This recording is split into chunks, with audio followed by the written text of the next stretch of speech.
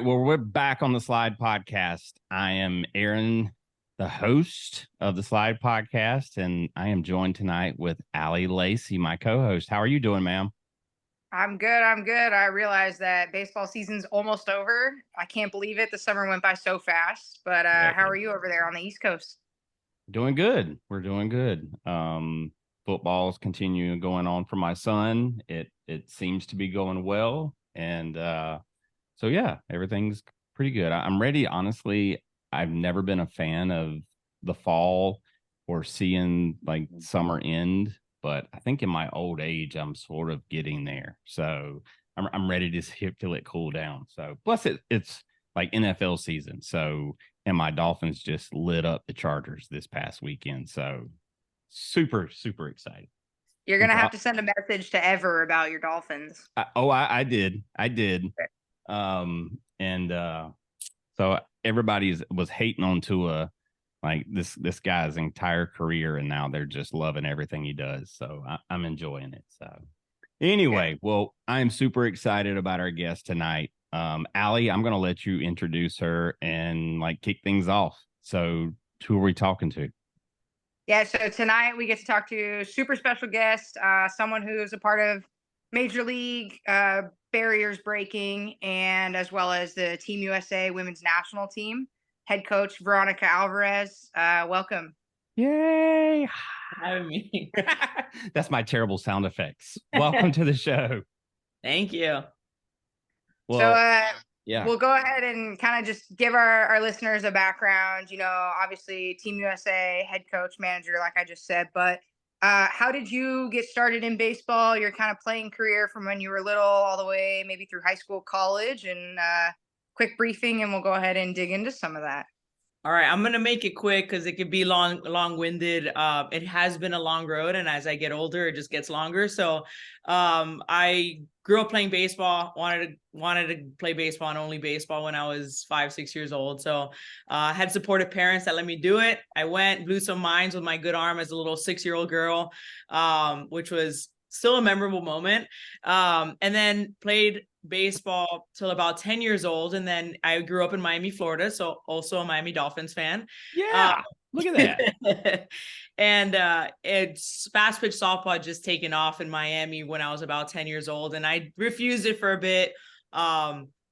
Did not want to make the switch, and then I had a parent convince me that, you know, I would make the switch and play in school and all these different things, and so I did, and I kind of took that on as my career, softball being all my goals. So I got to play college softball at Villanova University, summer of softball in Spain, which was an incredible experience. Wow. Played and won the Spanish Cup and played in the Euro Cup.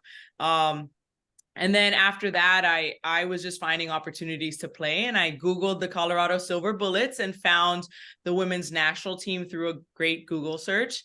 And that's where the fork in the road was my decision to go try out for the women's team. And it was incredible. So I made the women's national team in 2008 for the first time, played a World Cup in Japan, and then was fortunate to end my career in 2015 at the Pan American Games in Toronto.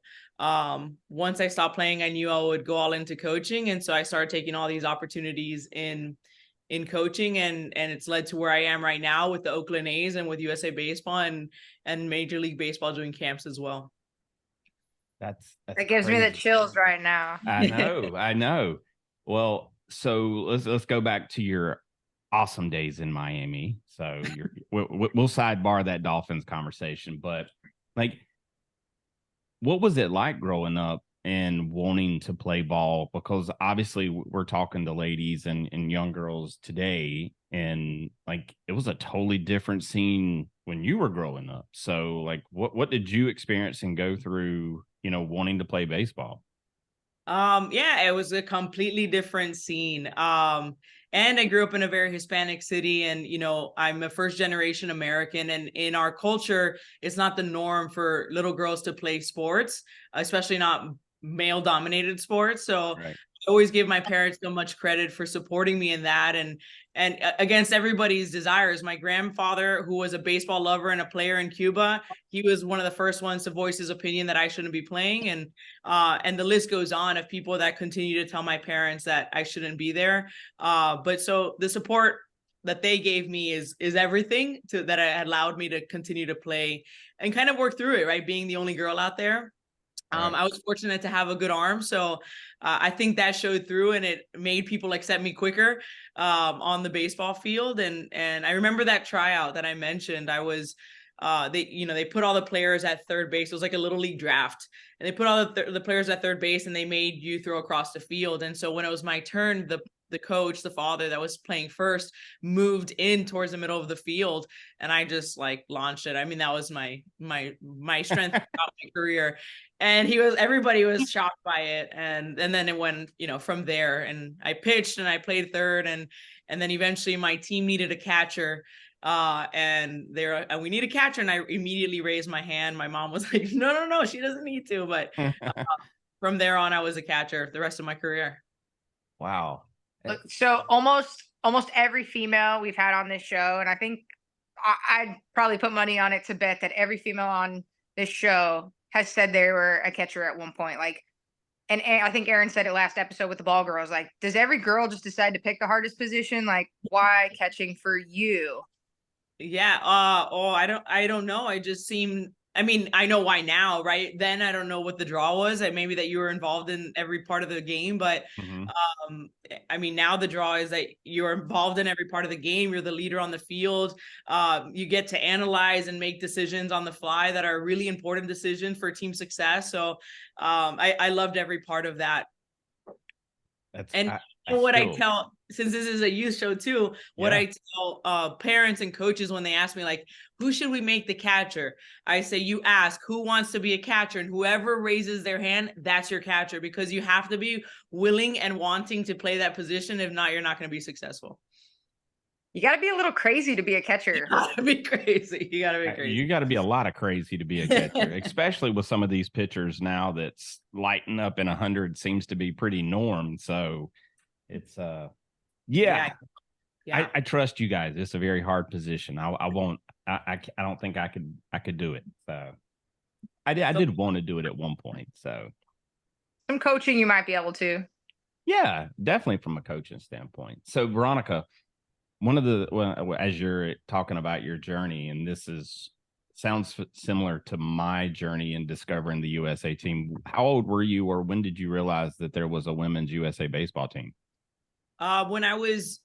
So I came back from that summer in Spain when I was about 24 years old. Mm-hmm. And I started working a desk job, and that's where led me to a Google search. I was like, I need to get back to the field. I was fortunate to have seen one game of the Colorado Silver Bullets when I was 12. And that led me to Google them one day, which again changed the path of my life and my career right in this game. So when I came back from that, I sent an email to, now I understand, right, like a team director kind of USA Baseball at the time. And it was relatively new at that point. I think it might have been 2006 was the first like sanctioned year. So 2006, it was the year I emailed somebody from USA Baseball, whatever contact I came up with. Yeah. And they sent me back an email and said, oh, we just finished an event, we'll keep you on the list and contact you in the future. So 2 years later, I received an email, which is why I talk about it as the fork in the road, because 2 years later, I'm a completely different mindset, right? I mean, now I'm kind of like realized my opportunities were slow pitch softball or kickball league, to kind of be athletic.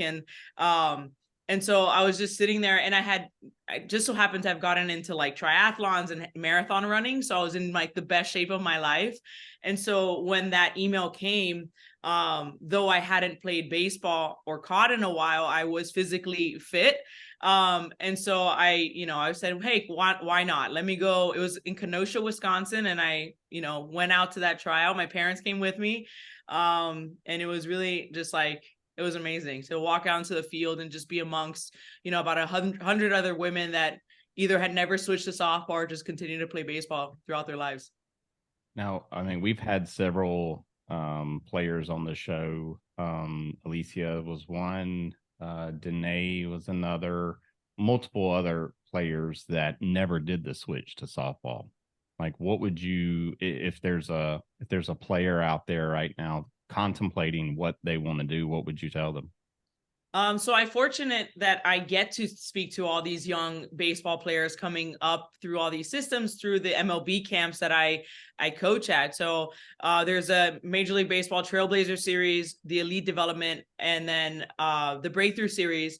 And all of those events have allowed me to be in contact with these young players. And this is one of the main topics, right? Do I switch? And so it's obviously controversial sometimes, and a lot of people are fighting it, and so there's a lot of feelings around it, so I'm very careful and respectful of that, right? Obviously there are more opportunities to get a college education paid for if you go the softball route, Right.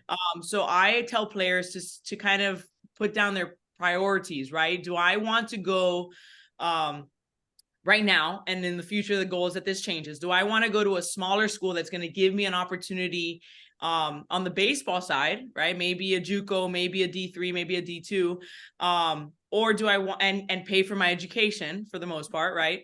Or do I want to go to a bigger school or a D1, right, and compete as a Division I athlete and get my education paid for? Like, where is your priority stand?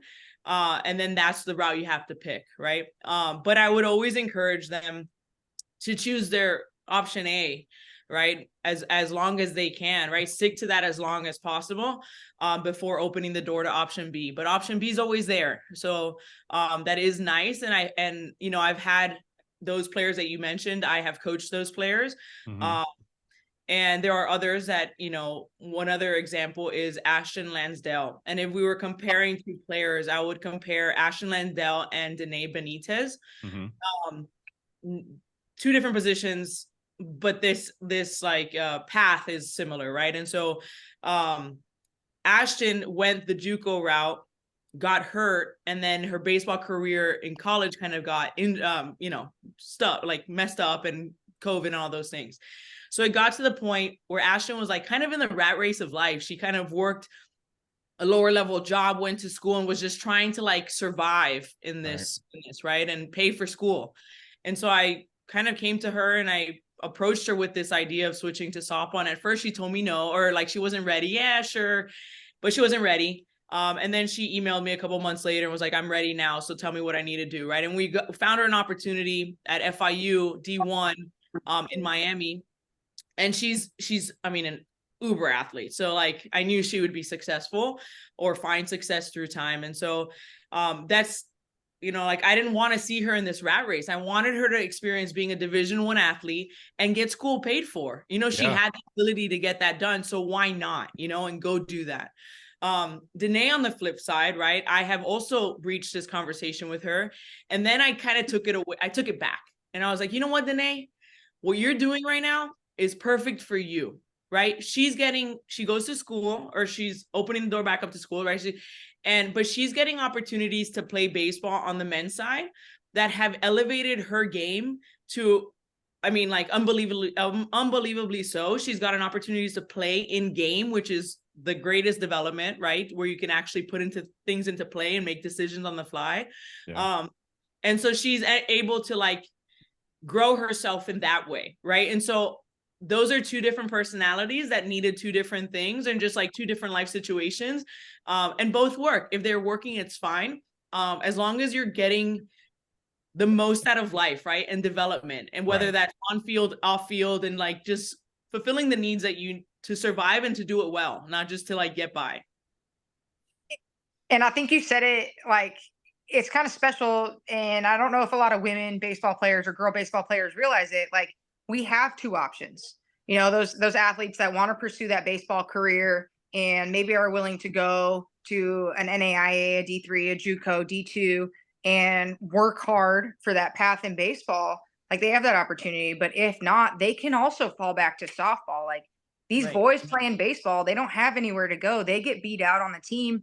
They don't have another sport to go play that's, similar, but it's still going to get you to the same goal at the end of the day. Like, what did you feel when people started telling you switch to softball? Like, was that a pushback from you, or were you kind of like, Oh, for I see sure, the for bigger sure. picture and I know that I can go play baseball later on in life? Or how was it for you? There was no bigger picture at that point, right? I'm old, right? So there wasn't that. Like the bigger picture became softball just because Yeah. I didn't really see anything else. There was nobody in those positions to show me that there was a path outside of softball, right? And so now the importance of visibility and why I even post to Instagram and I need to do it more, but like why I think it's so important that you all are highlighting girls and women in baseball, and like why when people do that, it's so important because I want these young girls to know that there is a path for them.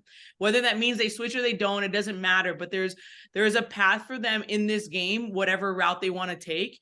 Obviously, dedication, hard work, all of those things are factors. It's not just going to be given to them. But there is a place for them in this game, and you can make a career out of it for the rest of your life, right? You could be in this game if you want to. So our work, right? Your work, all of you that are putting us out there and highlighting us, right? We have our part in opening these doors for these young girls in other places, right? Even when it comes to getting recruited for college, because now we have created a web of advocacy that goes beyond like what we can imagine. And so these girls are coming in contact with coaches that have come in contact with one of us that have been here, right? Or done this and that have created a good rapport with these people, and they're willing to give opportunities to others, right, if they're earned. So this web has been created, and I love to think of it as a web because I think sometimes it's really daunting to think of proving yourself. So it's one person at a time, and those people create other believers, and we create this big old web of advocacy. Well, where do you see, and this is a really big picture question and sort of early in the show, but like where do you see women in baseball 5 years from now? Like where's perfect world scenario for you? I have a lot of vision board items, right? And I think that, sometimes we get tied up in that we haven't progressed forward very quickly, right? But baby steps are steps forward, and that's all that we could ask for. And I think in the last 5 years, the steps forward have been kind of leaps, right? Or hopscotch in a sense. And Yeah. and so I only see it as a positive for the future 5 years. I want to see more opportunities for girls in baseball with other girls. And I want to see a U20, U21 team on the national stage playing under USA Baseball. But that means that there needs to be an event in order for us to host a team like that. But I think that that's going to be a possibility. And that just creates another opportunity for these younger players to continue to develop. I would love another MLB camp, right? But Lacey and I were talking, and we were just creating opportunities for these girls to get out there and continue to compete and continue to grow and learn. We've seen the effects of the MLB camps. We've seen the effects of USA Baseball's camps. In the process, I've gotten a lovely front row seat to it, which has been amazing. And so the growth has been incredible in the last 5 years. So I only know that there's going to be more. But the goal is that we get more opportunities to play girls against girls, women against women. I know that everyone loves the hot topic of women in Major League Baseball. And if you asked us, sure, that's a goal right now, but the goal would be just to play baseball with other women. Well, and I think that's what I've learned the most over the last year or so. So first of all, I wasn't aware. Really, Allie brought it to my attention about USA, the girls baseball team. Like I had never crossed my path before. But as we've done the show, I've talked to people on the show, off the show, and at first I was like, well, I just can't see a girl play in MLB. Maybe all of these things going through my head. When in reality, every single girl that we have talked to, lady, woman that's been on the show, they're not asking for a seat in the MLB. They're just asking for the ability and the option to play baseball.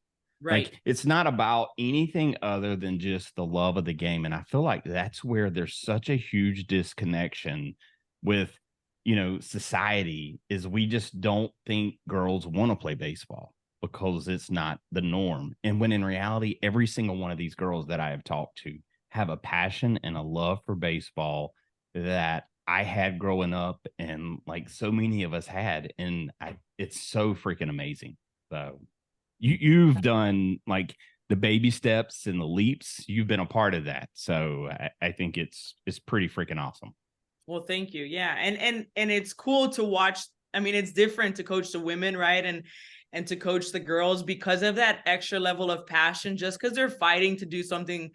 It's just a game and we're just fighting to play it. And so there's this level of effort that like I constantly feel like we have to ask the guys on the professional, even at the professional level, right? We always have to ask for this like this another little, just give me a little bit more, right? And I've never had to ask that of the women. The girls are learning it, right? As part of them, the process of teaching them that. But something else and I always refer to last name, so Allie, I apologize, but I'm a last name and it makes me remember it better. But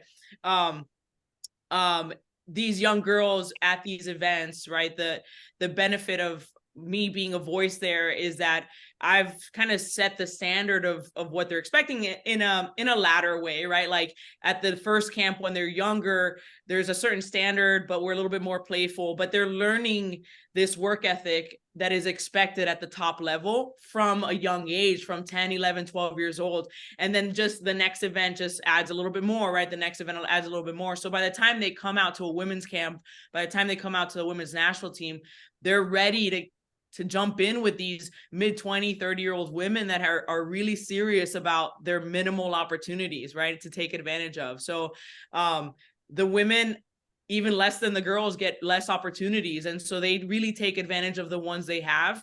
And it's really fun to be a part of and really fun to coach.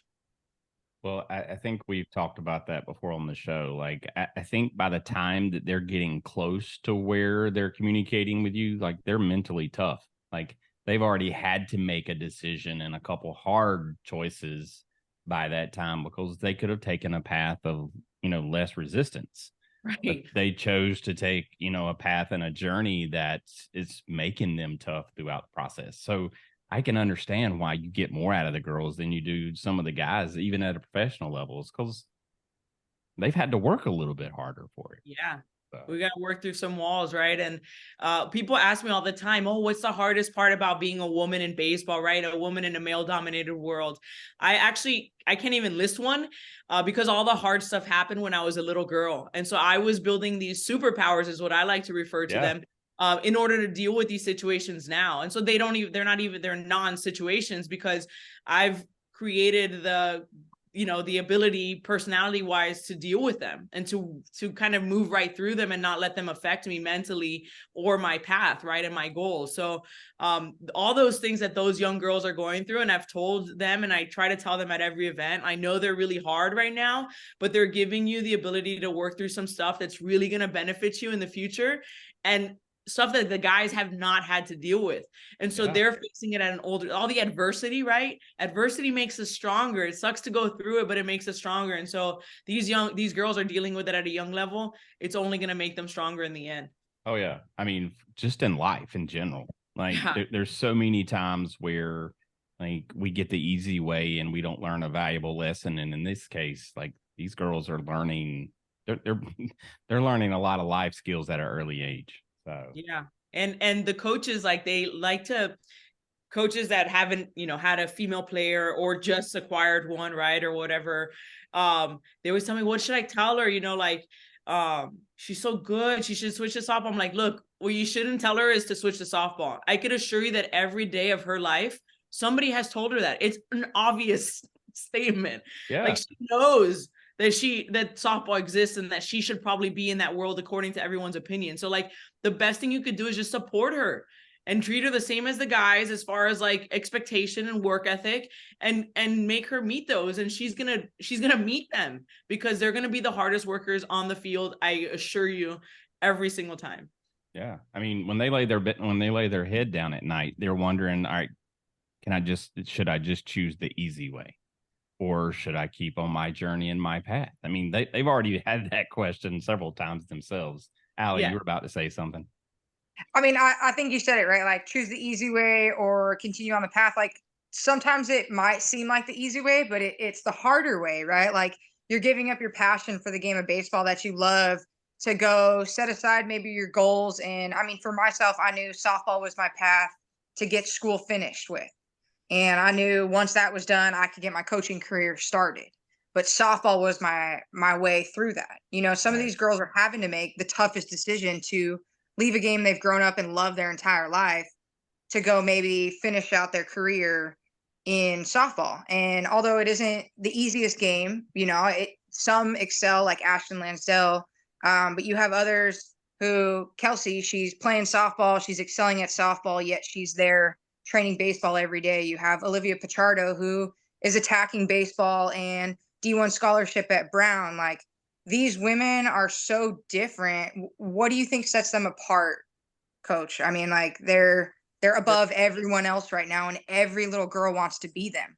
Their work ethic. It's better than anybody's I've ever met.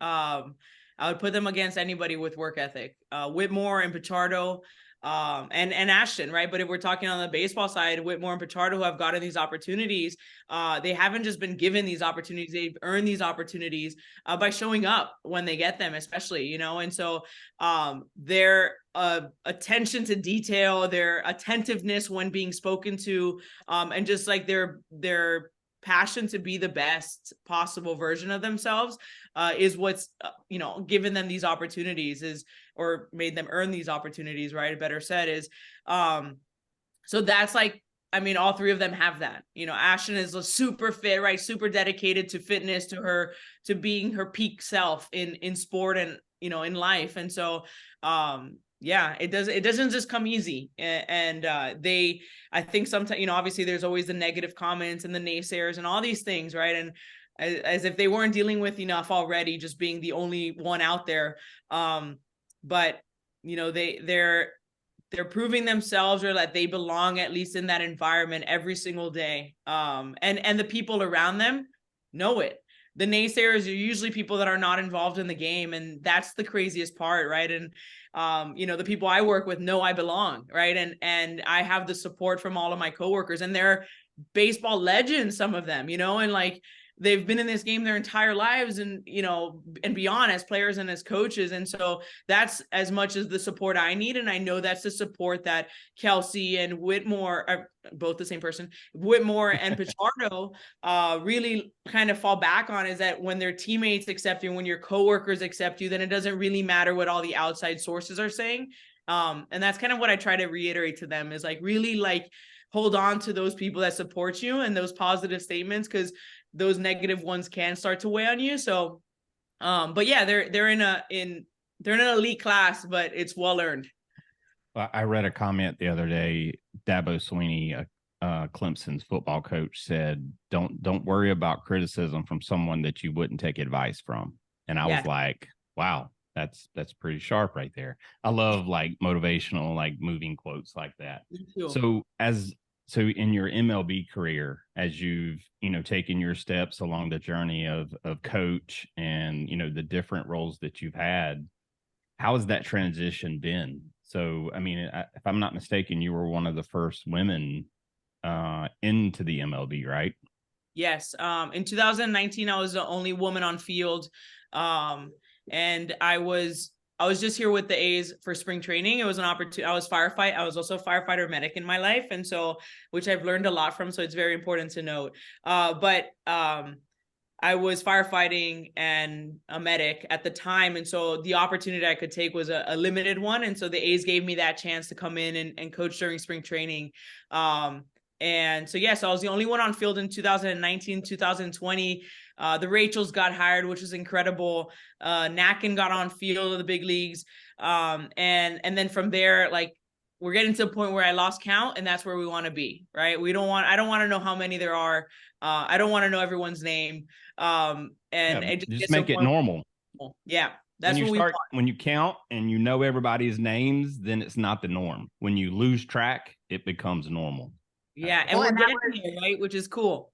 Yeah. That was I mean, Coach, thank you for the quick tour of the stadium yesterday. You know, as you said, like, you started as your only locker. Like, you had one spot for your locker, and maybe it'd be moved every once in a while when people are coming in and out. But you walked me into that locker room, and to see 6, 7, 8 different women's names on a plaque with an athletics jersey or an athletics jacket hanging, like, it's cool. I think that's what's very important about the women, and the way you started this. And it's not something where like, this is my spot, you can't have it. It's this is my spot. And if this is what you want to do, here's how to get there. We're very, I feel like the women are very open about helping others get to where they are. And it's special. It's special. Yeah, definitely. And it's fun to be a part of it. It's fun to see. Yeah. Our locker room went from one to now we need a new one, right? And that's where we want to be. And it's in all parts of the game too, which is what these young girls need to know, is that it's not just about coaching, it's not just about playing. Your love for this game can go beyond those two things. And we have, I want to say, 3 athletic trainers. We have a strength and conditioning coach, another female on coaching side as well, on field. But there's so many parts of this that you could be a part of and just work for. So there's a place for them, and it's really cool to see grow. But we're getting to the point where I don't know everyone's name, and that's what we want. We just want to set the standard and make sure that we know that women are still judged off one person's behavior, unfortunately, right? Until we get there. We do have high expectations of each other. Rachel Folden from the Cubs, Ronnie Gajownik from the D-backs. We have a good relationship. We're always here for spring in Arizona together, usually during instructs as well and throughout the year. But we're a good core group of friends that got along really well and just constantly talk about this standard and the expectation and just making sure that we're doing it right to just open more doors for the ones behind us in the future. What was day one like of spring training when you were walking in as a coach? Like I'm sure you remember that day like vividly, but like to walk us through what that was like. Yeah, it was amazing, right? I came in, we had a longtime farm director at the time, Keith Littman, and he had been here, I want to say 27 years at that point when I was my first year. And he's just this phenomenal man, like really thoughtful, studied, right? Obviously very baseball smart. And he's the one who greeted me at the beginning. And I just remember him introducing me to everyone else. And it was in such a positive way, like such an amazing welcome. There was no weird feeling walking on eggshells. It was just like, this is Veronica. She coaches baseball. She's a firefighter. She can hang. Like, treat her like one of the rest, right? And everyone's like, all right, cool. And then walking into the setup of the locker room where they had all my things and the jersey hanging, it was just an amazing. Obviously, as a little kid, I wanted to be a big leaguer. So just to walk in there and see my jersey and see, my last name on the jersey, it was just an incredible experience. Just a good feeling. And then I speak always very highly of this organization because I love it, but the people within it, and I know you're a fan, so I wanted to tell you this. I know we're not doing very well as far as our record, but the organization and the culture that's created within the organization, especially I could speak to the minor league side, right, is an incredible one of growth, constant improvement, and just just everybody together in this. You couldn't tell who was a big leaguer in the room. You couldn't tell, there's no ego. It's just all about improving ourselves and improving the players. So it's really a cool place to be. And I'm lucky to fall into this spot. That is so cool. I've talked so much about my childhood memories of being an A's fan. And I was watching the World Series when the TV went out, when the earthquake hit. And it was, anyway, go ahead, Allie, because I'm going down memory lane. No, you're good. You're good. I got kind of 2-part questions. So one, I saw, and I know we talked about it the other day, of you brought Maybell. I saw pictures of Maybell coming out to spring training. So what does that mean to you to bring women who were there when it first started out to meet these men who are essentially wanting to be where these women were at one point? So what a cool thing. So I absolutely love Maybell and Janine Lesko, and I love Shirley. And so when I first met them at, I want to say, the first MLB Trailblazer event, it was obviously a dream come true. I had grown up watching A League of Their Own a million times. My dad jokes, "Oh, you've never seen this one before." I know every line, right? Everything. And as one of the cool experiences as a player was that we got to play at the stadium that they recorded A League of Their Own, right? And we my first tryout, the women were having a reunion at them. Wow. And they sang the song from, it was incredible. It was just all these different moments. And that's cold chills right there. Yeah, like You're like, it's they sang the song from A League of Their Own, my first baseball experience back when I was an adult. Right? Like it's incredible. Yeah. Yeah. Sorry. So, and then so every chance, I feel like there's so important to include them in everything that we've done and shown them the progress that we've had, right? And shown them where we are. Like, man, we have MLB camps and we have USA Baseball Women's National Team, and check out this uniform. And so anything I can include them in on or like make them a part of, I try to. And so it just so happened that Maybell was in Arizona for some book review or something. And so I call her every once in a while and I was like, Maybell, you got to come visit me at the complex. And so I made, I told my farm director, I said, can I bring my can I bring my old lady over here? he thought I was talking about my wife, but, and so he's like, yeah, of course. So I bring her in and we tour her around, and it just so happened to be the first day of Women's History Month this year. The day that she was at the complex, and it was spring training. And so they're like, oh, Veronica has a surprise. And I bring her into the staff room, right? And there's like, I don't even know the number, 60 to 70 men, right? In there, former big leaguers, phenomenal coaches. And she comes in there and she has them cracking up. I mean, she was just like going for it. Cause then we together, we try to one up each other in our spiciness. And I don't know if you've ever spoken to Maybell, but she's been on the show. She's been on the show. So she's just a firecracker. Yes, and she so is. she was going for it, and they were loving it. And I mean, she's amazing. So just to have her in that environment, let them show her so much love, and they were so respectful and thankful to see her there and talk to her. And then I showed her all the complex, and I took her through the gym, and I take her out to the backfield where I kind of showed you the half field. And then she was like, I was like, isn't this cool? And she's like, you bet your ass it is. She just like absolutely loved it.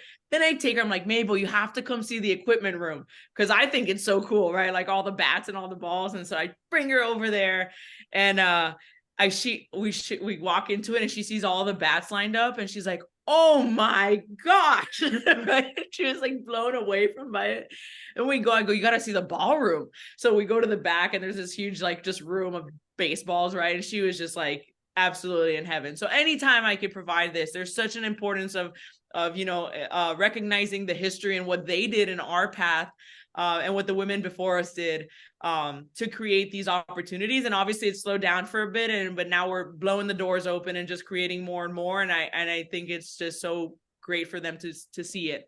And our women did a tour of, they went on the women's national team, before getting to Thunder Bay this year for the World Cup. They stopped in Rockford and played there. And then they went to Kenosha, Wisconsin, where they were having a reunion of the women, and they played there in front of them as well. So just, again, awesome experiences to bring them into all of these things that we're getting to do now. Where do you think you would be, Allie, without A League of Their Own, the movie, if Penny Marshall had never made that movie? I don't know. Like, growing up so close to Dodger Stadium, I probably still would have been a baseball fan. Like, I grew up loving Derek Jeter because he was really good. Like, he wasn't the strongest, the fastest, but like his exchanges were quick and his transfers were quick. Like, fundamentally, he was good at the game. But I don't think if I ever watched a League of Their Own, I don't think I would ever have my job as a ball person. I don't think I'd ever be coaching girls baseball. I'd probably, and don't get me wrong, I love coaching fast pitch. I coach junior college fast pitch. I work with girls on the side, but there's something about baseball where it's a mind game. It's so much about you personally doing what you need to do on your own to then come together with the team. And if all 20, 25, 42 players, 38, whenever the roster expands, every single person on that roster is doing what they need to do, and they come together. I think on the women's side, it's that respect of the game and the friendship where you just show up and you ball out on the diamond. Like, that's what elevates that play. And that would kind of lead into my next question. Like, what's the difference of you coaching from essentially a professional women's baseball team in the U.S. national team to minor league baseball players who, you said the other day, a lot of your developmental players are up in the major leagues right now? Like, what's the difference between the men and the women, and do you coach them any differently? Ooh, that's a good question. That is a good question. And I've never thought of your question of what would I do without a league of their own. I've never even thought that. What would anybody do? The line, there's no Right. baseball wouldn't exist. Right. I mean, like that's a cultural shift if you take that movie out. Yeah, yeah. So, but to go with your question, I don't I don't coach them any differently. I mean, generally I coach everyone differently, right? Like I Yep. coach to the individual. But I don't coach them differently based off gender. Um, I think there's a lot of value of me as a woman. I was trying to think this through it, put it. What I present is like my value as a woman coaching catchers, right? Is that I don't have this natural born strength that you had. I don't have this quickness that men just tend to have, right? And obviously work for, but they're innately going to be stronger and faster. So I had to be mechanically sound. And so there are things that I notice that players do all the time that could be more efficient. And that they could clean up, but they've gotten away with their entire lives because they're big and strong or fast, right? And Yeah. so when I work with catchers, I love to find the little things that make big differences. And I think that I almost get to do more on the boys' side, on the men's side, because of that, right? They've gotten away with these natural abilities, and so they haven't had to be so technically sound. When I go to work with the catchers of the women's national team, sure, the good majority of them I've worked with since they were little girls, but at that point there's almost less to clean up. And it's just like maybe just make them quicker, right? Or whatever, but there's less like just, I don't know, hodgepodge things thrown in there that don't need to be in there. So yeah, and it's been like the way I'm in charge of player development for the Dominican Republic, and there's different ages within that. A lot of them are very young. We had a 16-year-old, he just turned 17 about a month ago. And then we have about 16, 17, 18, 19, up to about 20. Maybe one was 21, but the majority of them were 17, 18 year olds, and they're really raw, very athletic and with a big ability, but teaching them a lot. And so these two worlds that I'm involved in are very similar, which is fun to analyze. And so a lot of the things, like if you think of me coaching at the Trailblazer event, the 3 MLB events, and then the women's team, there's like, right, the levels, all the levels there.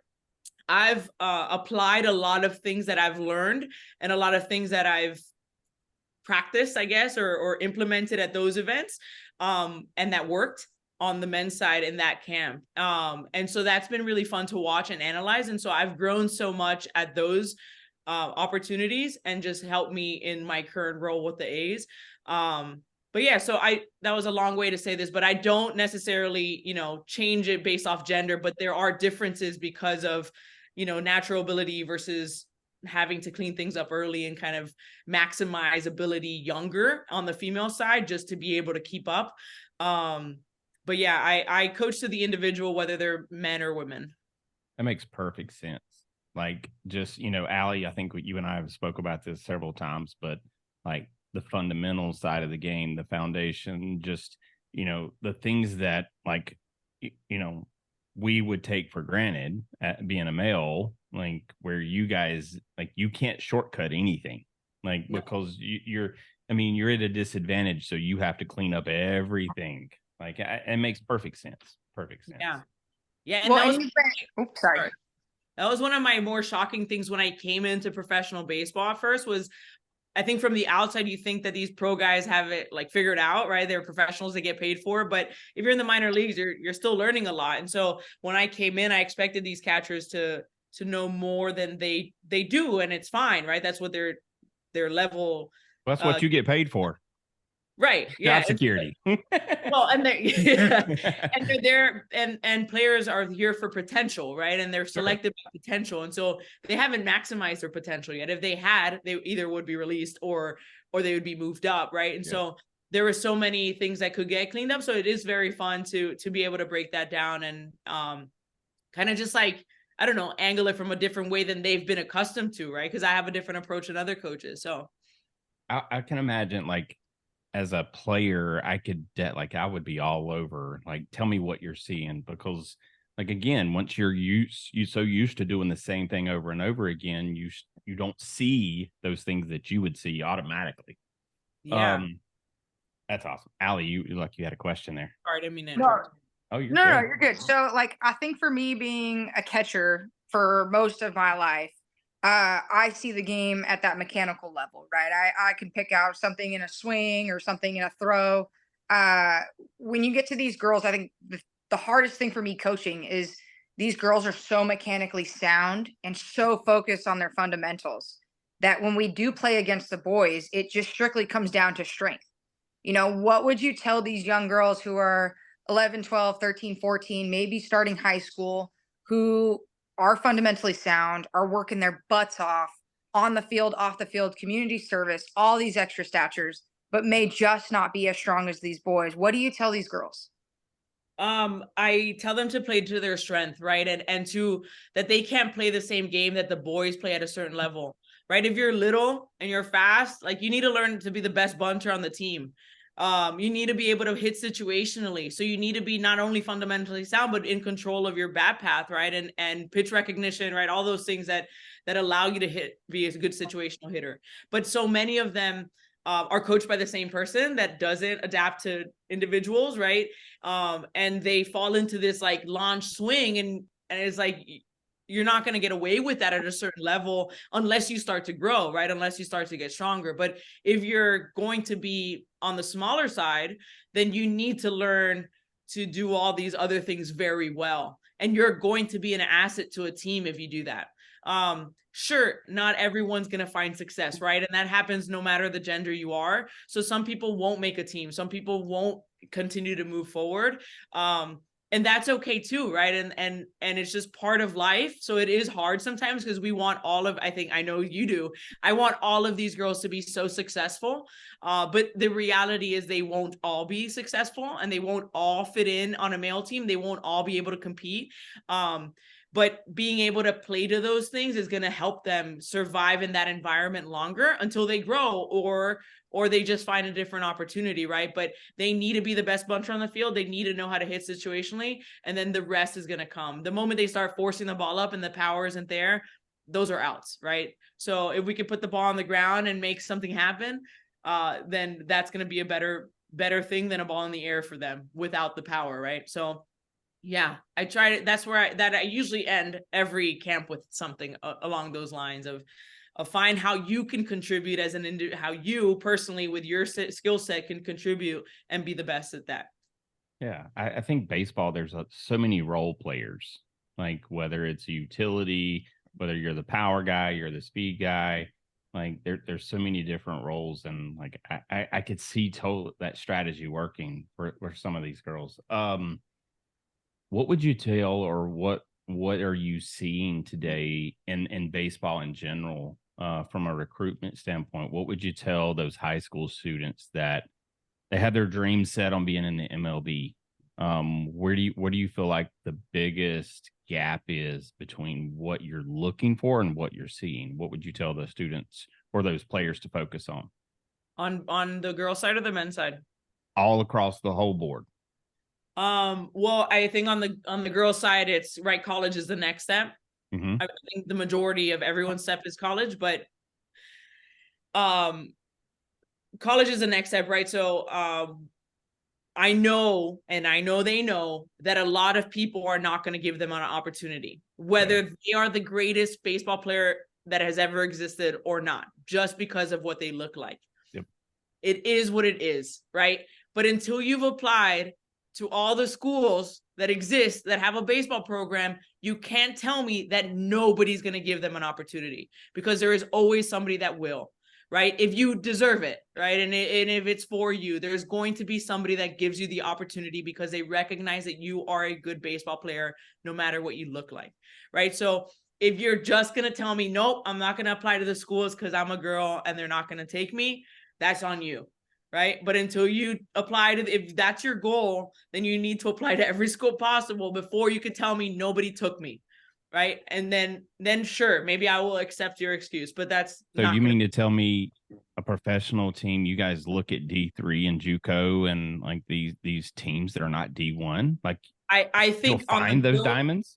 I think they do, but I think on the girl side, they right? Like that's what we're looking at, right? On the boys' side, yes. Go where the opportunity exists.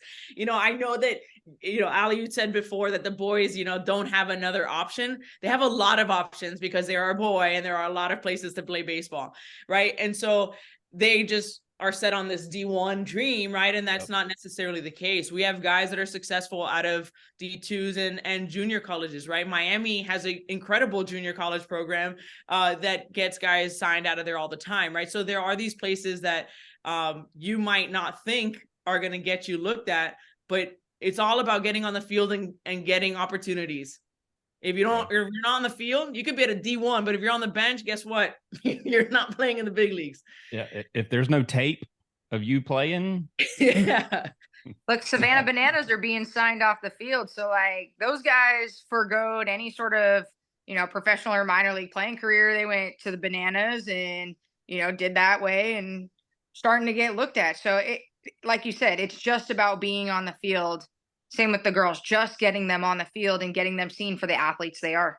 Yes, get opportunities to play. And it was the same when I was going through college and looking at programs, right? It's like, who wants you? Because who wants you is going to put you on field.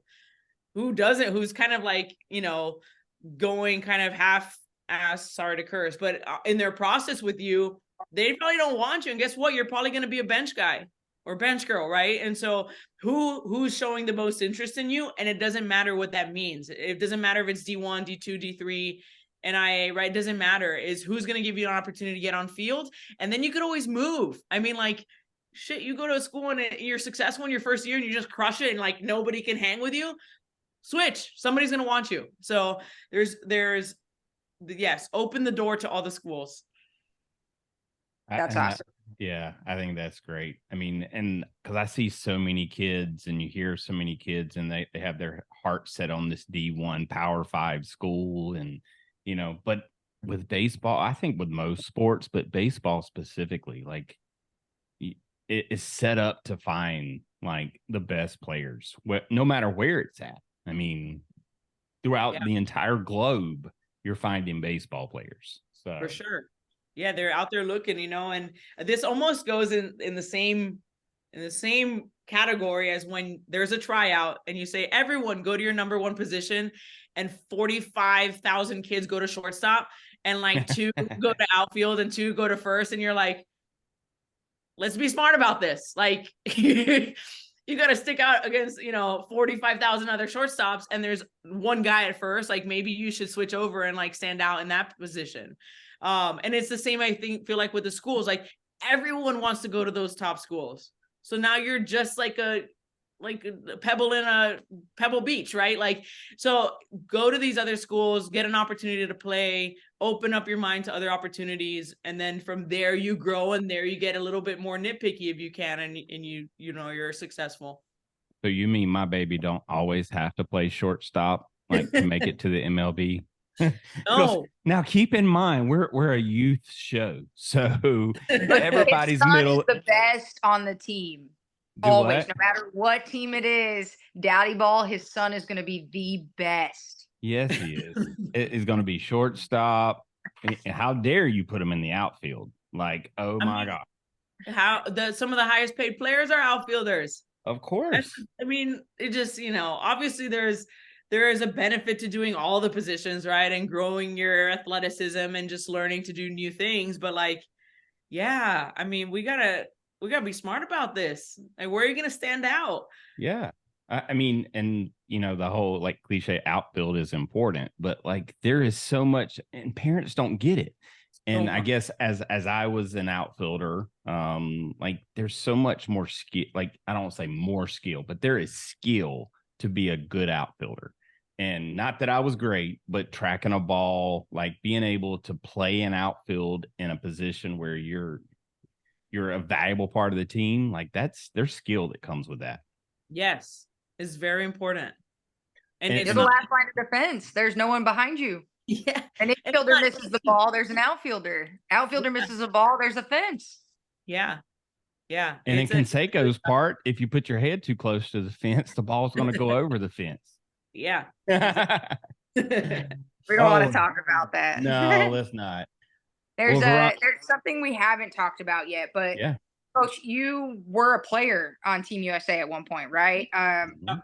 How was it as a player, and then how was it transitioning to coach?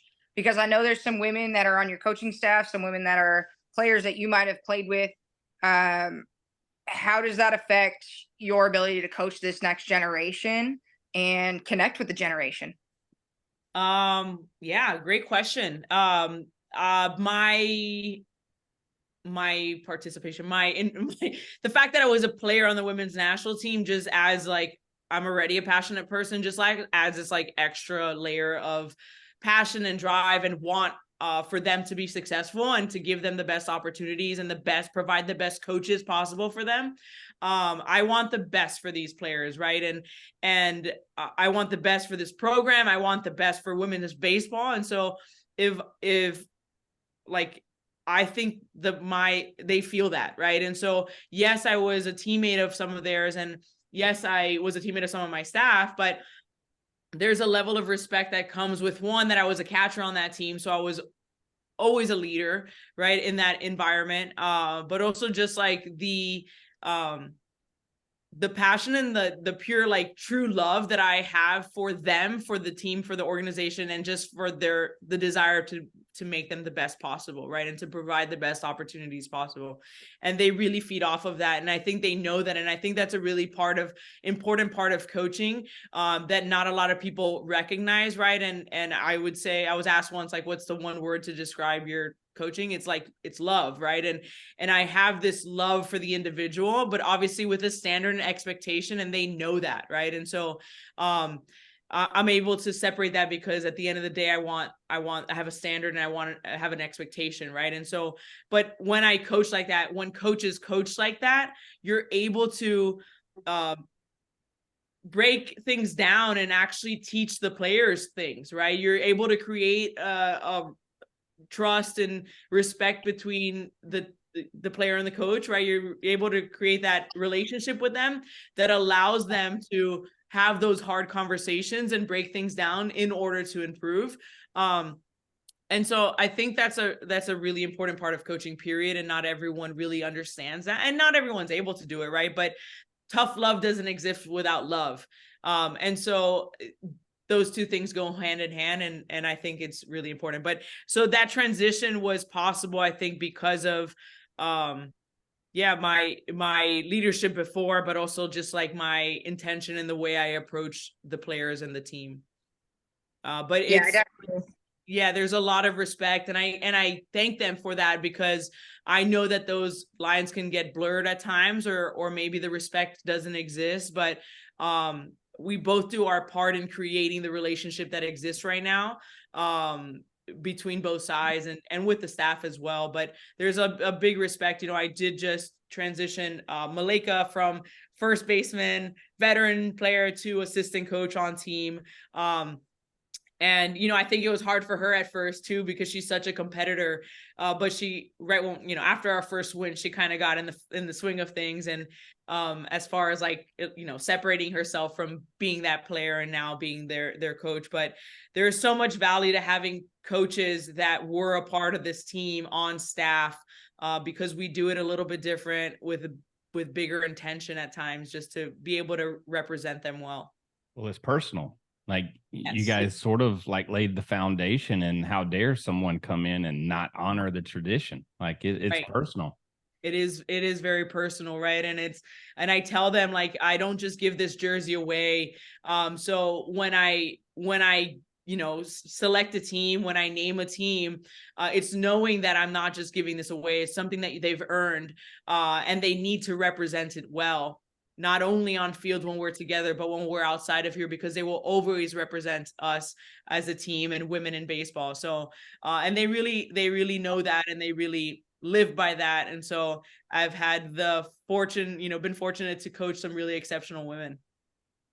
And I think that's the feeling I get around some of these women, and being around you the few times that I have, the Trailblazer event, being able to visit that this year. Like, every coach, every staff member that's there is just all about the next generation and the game. And it's people like you and Holmesy, that you're around them and you feel like it's USA and nobody else. You know, it's our women's baseball and no one else. Like it's all that matters, which is really cool. And I think that sets the standard for the next generation. But with my ball girls that I coach, I know a lot of them, especially that 13U team that just got back from Cooperstown. They're sitting here. They're like, I'm 2.5 years away, 3 years away from trying out for Team USA.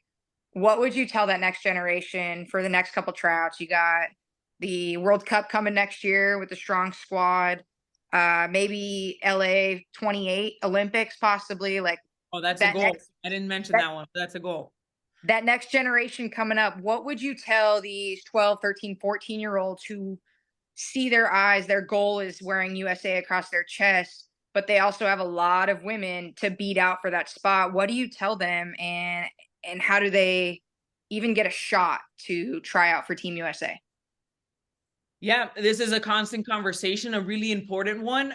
When I was a player on the women's national team, we'd have really talented 16, 17, 18-year-olds show up for tryouts and not make the team, and then we'd never see them again, right? And so we would lose all these players that we would hope to develop, but they just wouldn't have opportunities, and so we would lose them. And so obviously the benefit, again, and I'm going to mention it, those camps, is that it fills those gaps and it allows opportunities for these women to continue to play. And obviously events like the ones that you coach, right? And the Baseball for All events. And my assistant coach on staff hosts a team for 18U and younger girls. And so all of these events allow for these opportunities to continue. But the conversation is, that they cannot get discouraged, right? They're very talented. If they're invited to an MLB camp, forget like the open one. If they're invited, it's because there is potential for the future and they need to continue to grow. They need physically, right? Obviously it would be beneficial, but as far as a baseball player. And so they need to be able to take the opportunities that are given to them or that they earn and grow as much as possible from each one, whether that means that they make the team at the end of it or they don't, right? It's not a bust if you come to a women's trials and you don't make the team. You just went through 5 or 6 days of getting coached by some handpicked coaches that I only will allow to be with the women, right? That for specific reasons, that were providing so much information that because the tryouts, I make development events as well, but you were just fed so much information, opportunity to play amongst other women against the women's national team. So you need to know that was a growing moment and just keep building off of that. I made the team when I was 26 years old. Alex Hugo made the team when she was 24 years old, right? I don't even know how old she was at the point, but it wasn't at 16. It wasn't at 17. That's not the norm. Sure, we have a couple unicorns if we need to say that, but the norm isn't that. You're competing against grown women that have potentially gone through a collegiate program, that just have different strength, have a better awareness of their body movements and things like that, and different intention, right? So you're dealing with a different level. If you don't make it, it's not a moment to be discouraged. It's just a moment, an opportunity to grow, an opportunity to set your goals and know what you need to work for. And I think a couple of the girls in our organization that came out to the USA tryouts, like what I tried to stress to them was, look, you're going out there and getting your name out there. Like that's a huge first step. If you go out there and do that, that's step number 1. If you make top 40 or whatever that cut is, like that's step number 2. That's huge. Like being out there against those women. And then if you happen to make top 20, holy heck. Right. I mean, like you now just proved yourself, but you said even just holy going to heck. that tryout, Hold on. yeah. Where are you from again? Holy Look, heck. I'm trying to not cuss. I normally, look, I'm honestly, country. holy hell. I'm country, Like, but that was top country. 40, if you make top 40, holy hell, right? Especially as a 16, 17, 18-year-old, that's a huge first step, but just getting out there and getting your name known, that's huge. So these events like Trailblazers, Elite Development Camp, those are big for these women in baseball and these girls that just want to compete against the women, because there's not really many opportunities. But like Coach said earlier, possibly in the future, maybe some younger divisions, just like the boys do, international competition, get these girls more opportunities, get them shown. And that really makes our team that much stronger for the U.S. Yeah. Well, it sounds like you just described an interview. Like you got to make a first good impression. I mean, literally, like that's, I mean, for your sake as a coach, like you want to have a good taste in your mouth because you want to see them come back again. Right. And how you take the bad news is really important too, because Yeah. that might turn me off, right? Like, man, we just gave you all of us, right? We're so passionate. All the coaches I bring in there, like, you have to be a good person that knows a lot about baseball. Like, those are requirements. I don't care if you were a 45-year big leaguer, and I love the number 45 apparently today, but 40, you know, like, I don't care. Like, you have to be those two things, because I need you to coach with passion, intently. Doesn't matter what gender you're coaching, right? And so the coaches we bring in there are coaches that love to coach. And so they're feeding that information. So if I've given you 100%, because I'm like all in on this, in this situation, and then you turn around and, like, you know, you're pissed, or you're, you know, whatever, you kind of like just shove it in, like, whoa, like, you know, it's not on me. Like, we just gave you everything, and we're still creating these opportunities. But to speak specifically to this coming year, right? This is a really hard team to break into. Really hard. Really hard. You Right. got talent, coach. I told the women this too, and we haven't spoken about that. We just competed in this event, and we only had one team score runs against us. And so, like, these women are just like incredible, right? Powerful, athletic, great arms, right? They're just these big, huge baseball IQ, right? So, this is a really hard group to work into. And the same thing I told the women: you need to earn your spot, and you need to continue to work, and know that these little girls are coming right behind you wanting your spot, right? And women, right? Not only little girls. And so they know that. And so they're working at a certain level. But the way I see it is, right, we're rowing a canoe right now really effectively. And if you can't get in this canoe without it tipping, you can't join us, right? We're moving really well right now, right? And so unless I need to, like, kind of flip people out of there, and, like, somebody doesn't show up and show, you know, can take this spot and make this boat continue to move forward without causing any issues, then it's going to be a hard thing to change up. Well, the standard continuously keeps increasing. Like, the Yes. bar is rising for every girl that makes the team. The bar is rising. So, I mean, Yes. like, And they're so locked in. I mean, we hadn't, so in 2019, I became the manager of the women's team, and we hadn't had a favorable finish to the 2018 World Cup. Right. And so, I came in, and with, you know, all of this that you guys are getting right now and more, very elaborate. But with all of these things that I had been analyzing my entire playing career, right? And then all of this knowledge I had been getting from all the people I was coaching around. And so we set on a mission to rule the entire world. And these women have been locked in on that mission since then. And it maybe just sounds like 4 years, but COVID was in the middle of that, right? And these are women with jobs and families, and they were able to stay on track, stay goal in mind, continue to work throughout those years. So without opportunities, maybe a development camp, maybe a, you know, a week of training, and they've maintained this mindset and this level and this their improvement, right? Their development going for these last few years. So don't think it's just going to drop off in a year, right? Like, they're so locked in. And I know that they're take it to heart, right? And it's personal to go prove that we're the best in the world, that we're setting the standard of what women's baseball should be. And everyone needs to meet our standard, right? And so yeah, it's going to be a hard one to lock into, but those women are working, and I believe in them. That's what you want, though, when the standard continues to grow, and, like, the harder it is to get to the team. I mean, that's what it is to make the Olympics. Yes. Like that's what you want it to be. Yes. So. I want it to be that at the 40 or at the whatever tryout size we have, that it is the hardest decision I need to make, right? I don't want it to be, like, obvious that half the people made it or not. Like, I want it to be like everyone is scared that they might lose their position if they're on the team before. I want it to be that everyone thinks they might make it, right? Like the level of just goes up for everyone, not just the few, right? Yeah. And I think and it's happening, right? Our 40 is, or our top 35 this year is getting stronger and stronger. These young girls are pushing up.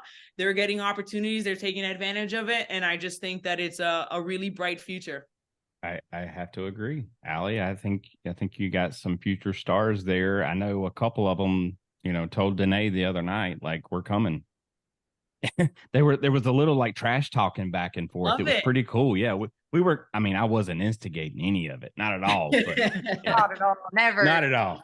And Danae would never go back on that. Danae's not that kind of person, but Danae will like trash talk the 12-year-old. So that's such a cool thing though, is like these women who really aren't that old and don't have much coaching experience, right? They just have the playing experience.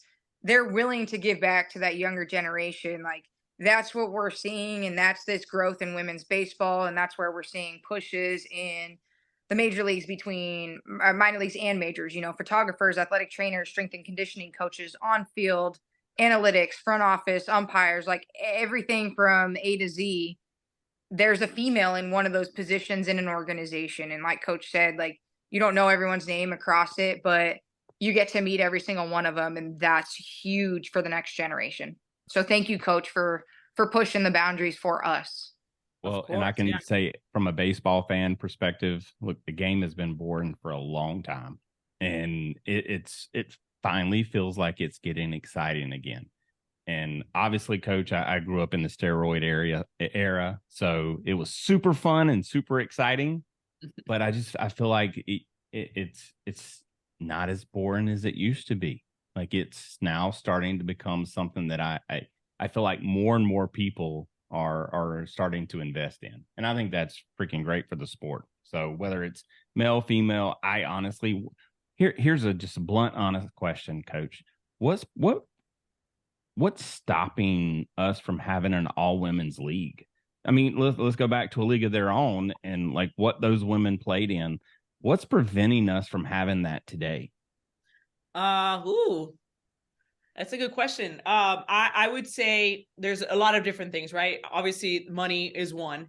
I think that we've kind of touched on it a little bit, but right now in the United States, everyone's brainwashed to think that girls play softball and boys play baseball. Yeah. And so again, the value of all of these conversations and the highlighting of these young girls and women is very important, because it's just saying we can play baseball too, right? We're not trying to take your baseball. We just want to play baseball as well. And we can all exist, right? Men can play baseball, then we can play softball, and women can play baseball, and women can play softball. And it's just different sport. So I think that's like, those two factors are holding people back. And then there's like another layer to it, right? And as a woman and setting the standard and all these things, knowing those two things, the importance of putting out a good product, right, is always at the top of my mind. Yep. Right. Is when you tell me, hey, we could start a women's league, I'm like, I know what's out there, right? For the most part, I know there's some in hiding, right? And I know some people haven't come to our trial. I know the product that's out there. And I'm not saying they're good and not good. And I'm not saying that they're not on this upward trajectory, but can we put out a strong product that will maintain that will create that standard, right? And get fans, build and the respect, money, right? And build the respect, because until we have that product, we're going to get hate whether we put out a good product or not, right? But a good product is going to keep us growing. Right. And so are we at that point yet? Unless we go internationally, I would say we're almost there, right? Okay. I would say we're almost there. But I think that's why the grassroots efforts are so important. Like, I really wish that there was like Little League would create a girls baseball wing, right? Or whatever. Yeah. And that when you would walk up to the field for signups, like, you don't just get directed to the softball table, right? You get directed to the girls baseball table, or allowed to play with the boys, whatever it is, but like that they're not just like automatically push this other route. Right. And so I think till that happens, right? I think, the chicken or the egg, and I'm sure that said all the time, but like, until that happens, and it kind of has to happen simultaneously at every level, but until we get those opportunities for these younger girls to like just choose baseball, if that's what they want, I think it's going to be a struggle to kind of keep the right product out on the field. I get it. Well, all right. So here's one of our final questions, Allie. So Ashlyn is going to be playing on the Canadian team or the USA team? I don't know. So Ashlyn's part of the MLB Trailblazer series, and I know she made the comment before that she would love to play for Team USA, but I don't know if she can because she's not a citizen. But that's a good athlete where you're going to be playing against those athletes. That's what I was going to ask Coach. I was going to ask Coach, how is she going to, like, she's got to compete against her if she's on Team Canada. Like, You got Yeah, some stout competition. I'm wondering if she wants to go Team USA because we just beat Canada 23-0. I think if she's allowed to and she can try out, I think you might be able to sway her. You and Coach Stevenson might have some dueling to do. Yeah. I don't know. I mean, obviously you have to be a citizen to try out for our team, but she's a good little player, man. She's good, but and I'll coach her at these events, but once she's on the other side, it's war. I'm like the ultimate competitor, but she's a really good player, and it's exciting to watch her, find success at all these levels, and just, I know she loves the game and is going to continue to grow. So it's going to be fun to watch her. But yeah, if she's on the other side, sorry. You heard it here first. Like there's no mercy. We don't back down. No, Ashlyn, look, I'm sorry. You were born on the wrong side of the line. Yeah, no, I think the women we've talked to have been a part of Team USA or currently on Team USA. Like, they truly are the epitome of that, rule the entire world. Like, that is just them, and there's no stopping them, and they know it. So I know for myself personally, I'm really excited to see what happens next year. I can't wait to see how the team comes out and gets to play throughout the year, develop throughout the year, and then whatever happens in Canada in 2024, I think it's going to be huge for women's baseball. And, I got to get myself one of those USA jerseys. Yes. Yeah, you got to. I mean, well, you were talking about giving them away earlier, and I was like, dang, she ain't going to give me one. They got to earn it. I'll go out and run some laps. I mean, I'll earn it. Geez. Yeah. I mean, it's just been fun to watch it. And in our press conference in Canada, they kept asking questions. I was like, I know you guys think I'm like lying, but we're coming. Like, we're coming in hot too. But it's just been like, just really cool to watch their development through the years. And again, a lot of people contributed to that, all the different coaches, and we would keep consistency through some camps and then change it up. And it was on purpose, right? It wasn't by accident. And a lot of really knowledgeable people, or a lot of really passionate coaches, were able to, affect the change that we've had in this women's national team. So I knew all that had happened. I don't think everyone else had seen it from my angle, right? And so I saw that trajectory that we were on and that we're continuing to be on, and we just want to continue to raise that standard. So it's going to be fun. You're kind of sitting here. Sorry, you're sitting here holding all the infinity stones. Like, when all those pieces come together, Coach, what's it going to look like? Ooh. It's going to be, I mean, I want every country, right, to raise the bar. I don't want to beat everyone by a lot. That's obviously we will. I mean, you want to, but we will if we have to. But I mean, if we have to.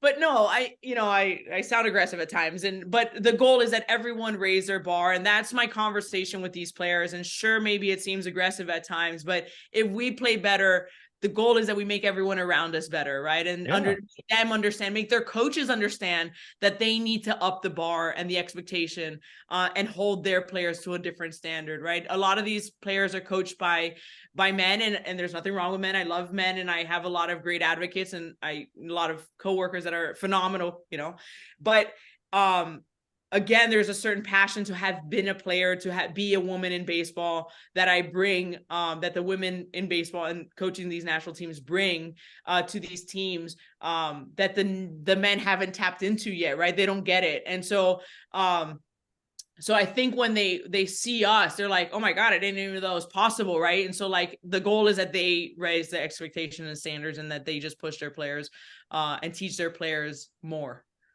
Well, that sounds super aggressive, and I don't want it to sound like, whatever. It is what it is. But the goal is that everybody gets better.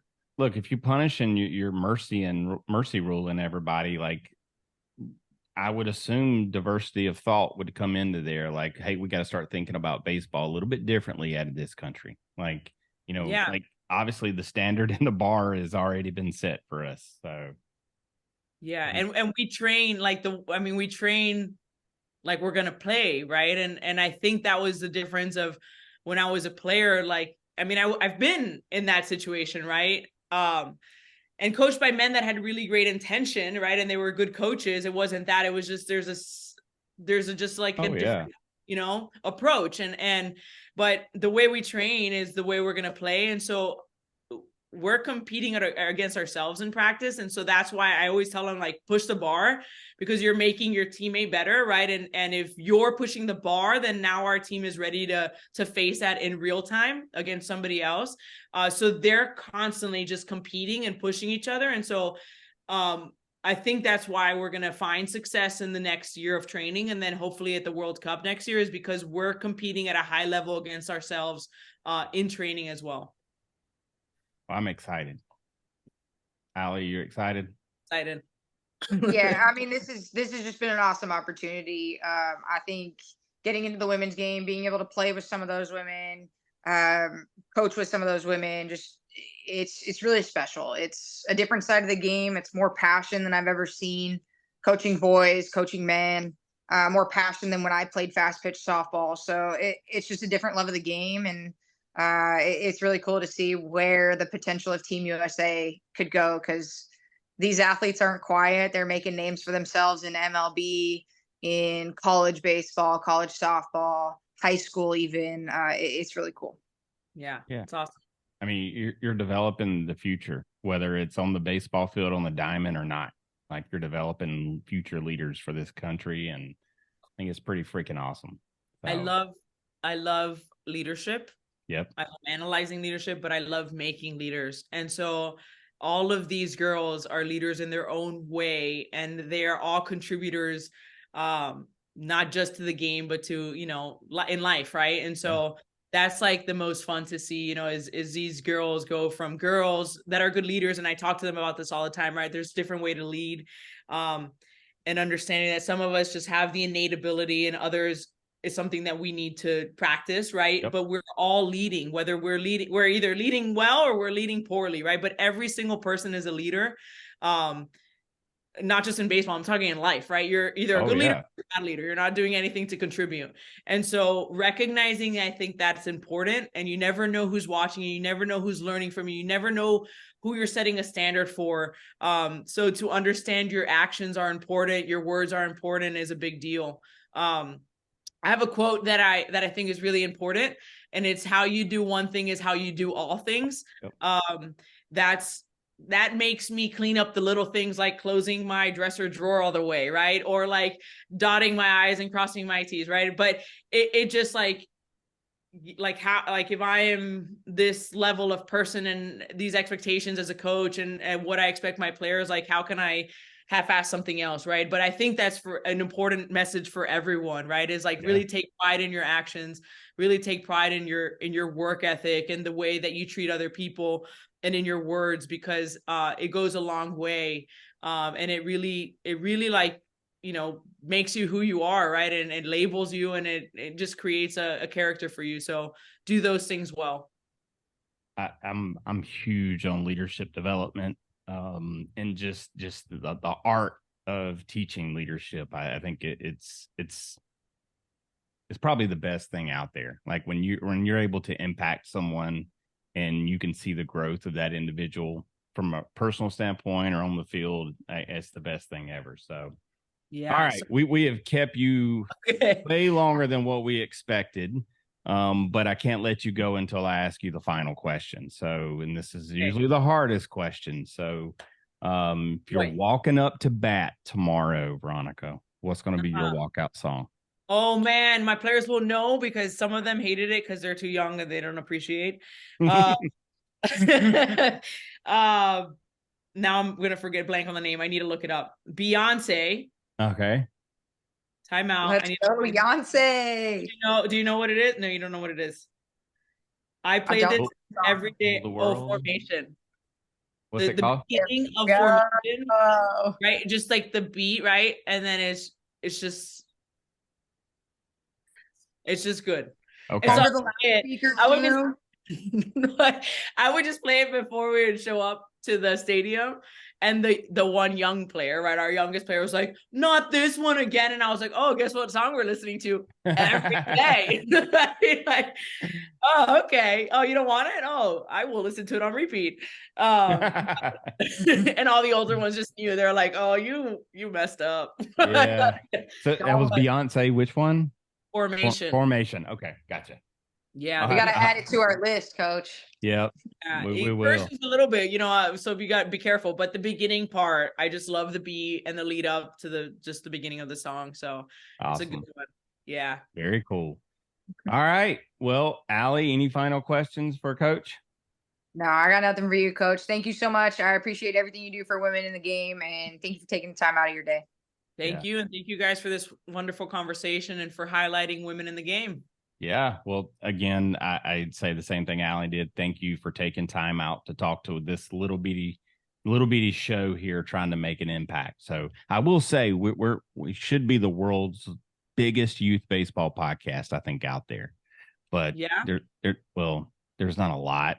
So I'll say we'll take it while we can. Hey, you're damn right. So I have one final message for the players, the boys, and the parents, right? Is the boys, and this is what I asked when I've coached on the men's side, on the boys' side, USA Baseball. I've done their 12U event.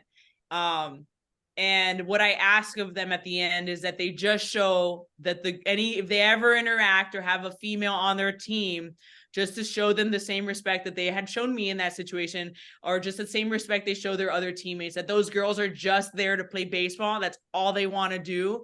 So just treat them as a baseball player. Let them play the game they love, that they all love. And the same goes for the parents, right? These young girls are dealing with enough without your opinions.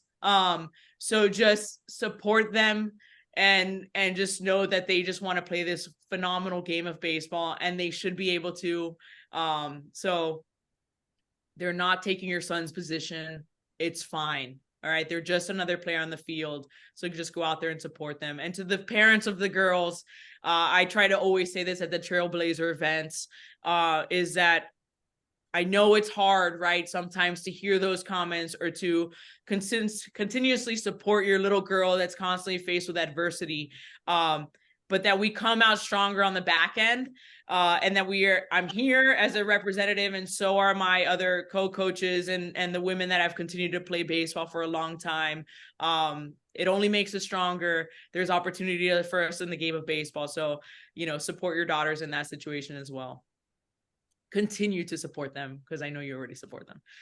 And the girls may be coming after their baby's position. You got to friggin' work for it. So look, if you don't give us our own league, then we're gonna have to come after their positions. But they're taking the positions because they earn the position, not because they're just exactly right. Like we're not checking a box here. They're like they've earned it. Yeah. So if they're taking your son's positions because they earned it, and maybe your son should find another position. Yeah. Maybe he should go practice and go hit off of a tee more. I mean, I don't know.